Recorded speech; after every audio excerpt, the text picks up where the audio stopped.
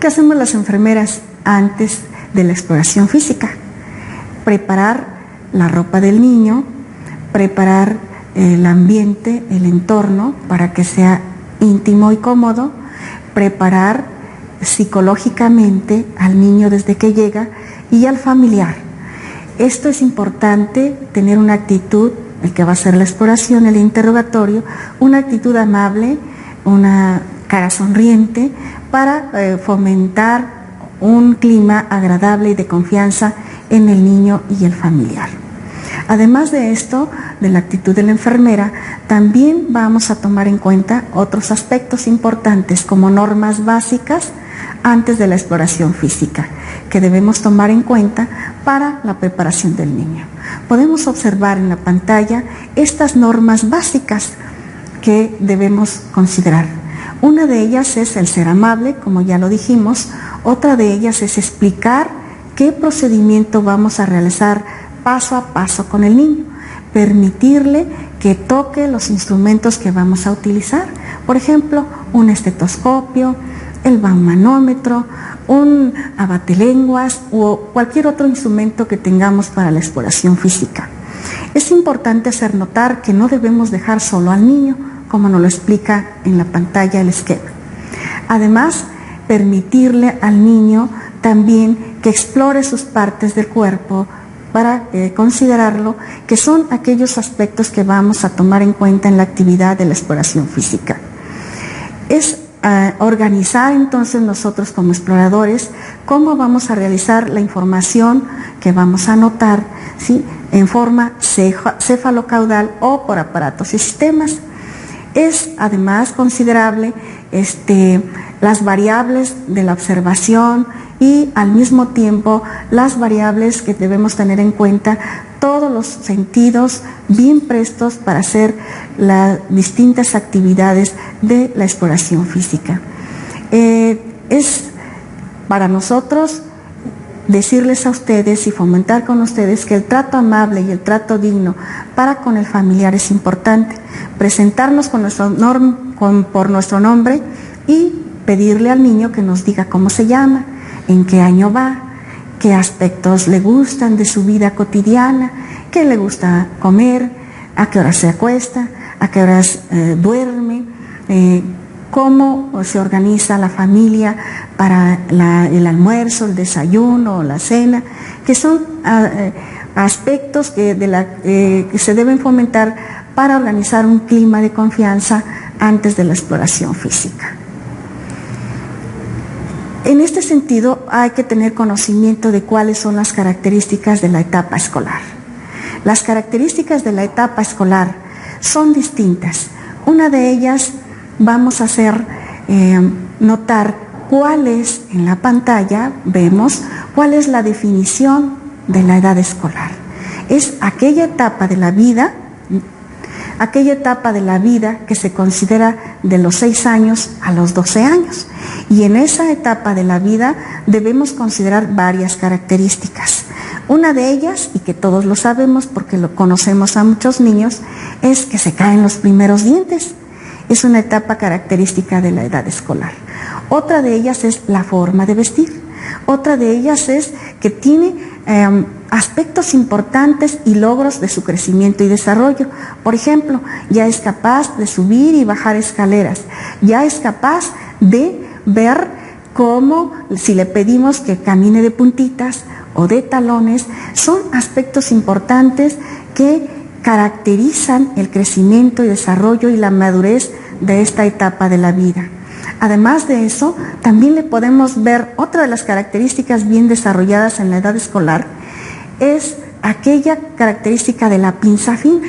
Esa característica es pedirle al niño, como vemos en la imagen, cuál es que ponga sus dedos índice y pulgar, ¿sí?, de tal forma que pueda tomar un objeto.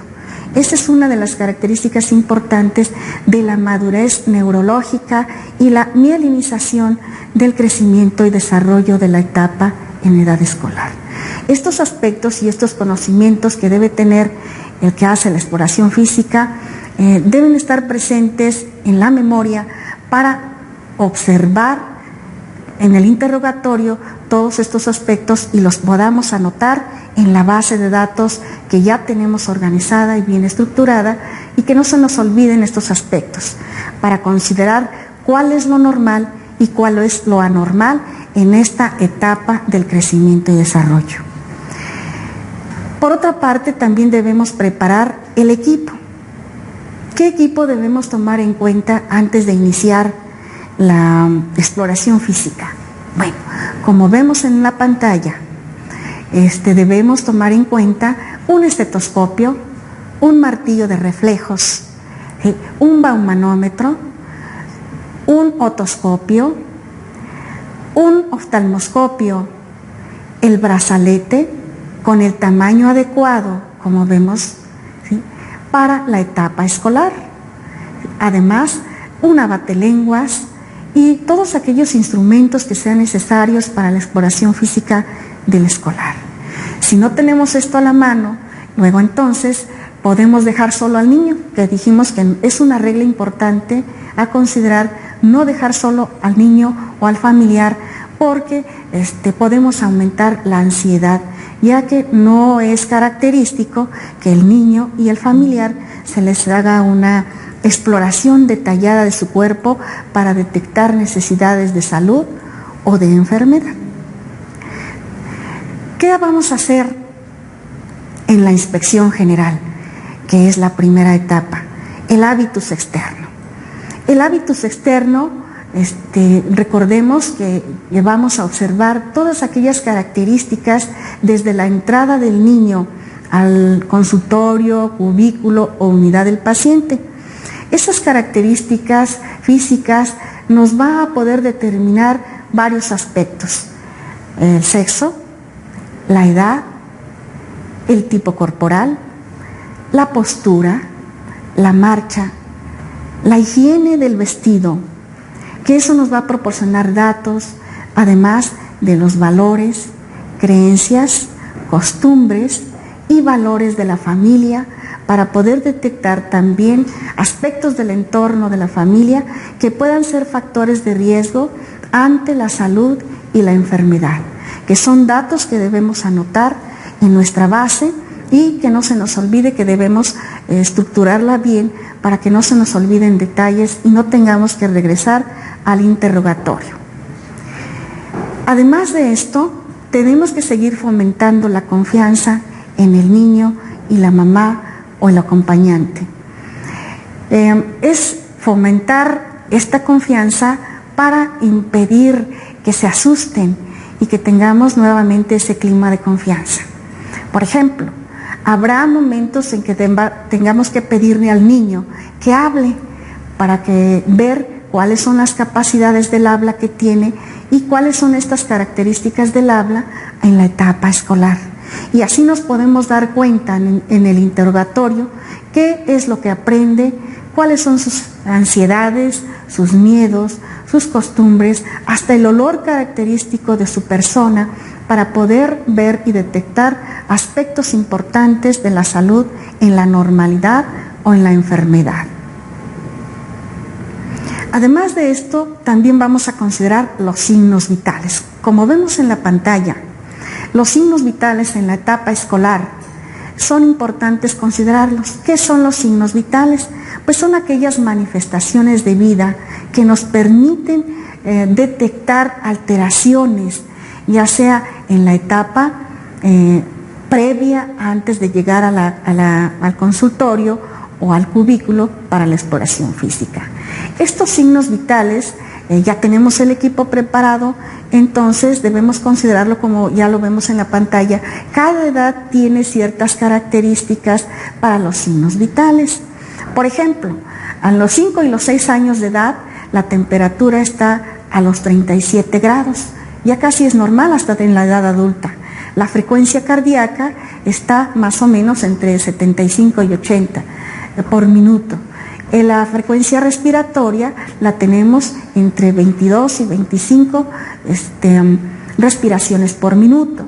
La tensión arterial está entre 94 y 57.